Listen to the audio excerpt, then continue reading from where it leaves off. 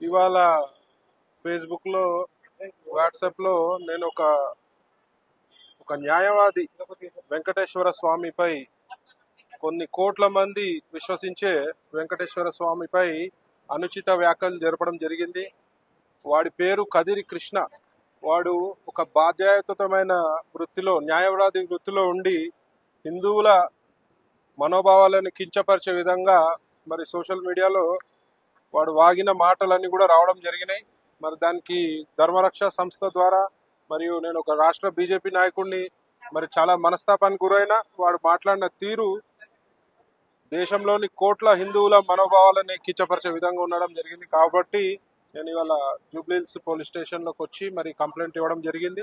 మరి దానికి ఏసీపీ గారు కూడా సానుకూలంగా స్పందించి ఇట్లాంటి చర్యలను మేము ఉపేక్షించే పరిస్థితే లేదు, ఎవడైనా సరే వాడిపై కేసు నమోదు చేస్తామని చెప్పడం జరిగింది. మరి ఇవాళ నేను ఈ కంప్లైంట్ కాపీ జరిగింది. దీనిపై కమిషనర్ గారు కానీ, ఏసీపీ గారు కానీ తక్షణంగా వాడిని అరెస్ట్ చేసి మా మనోభావాలను కించపరిచిన వ్యక్తికి గట్టిగా బుద్ధి చెప్పాల్సిన బాధ్యత ఈ రాష్ట్ర ప్రభుత్వంపై, పోలీస్ శాఖపై ఉంది. మరి మేము పిలుపునిస్తే మరి వాడి కాళ్ళు చేతులు లేకుండా అవుతాడు, మరి ప్రజలలో తిరిగే పరిస్థితి ఉండదు. అయినా కూడా మేము చట్టబద్ధంగా పోవాలని ఒక నిర్ణయానికి వచ్చి ఇవాళ నేను కంప్లైంట్ ఇవ్వడం జరిగింది. మరి వాడు మనిషా, మరి పంది కుట్టిండా గాడిది కుట్టిండా అని అయితే నాకు అర్థమైతలేదు. వేరే వాళ్ళ మనోభావాల కించపరిచే హక్కు ఎవరికి కూడా లేదు.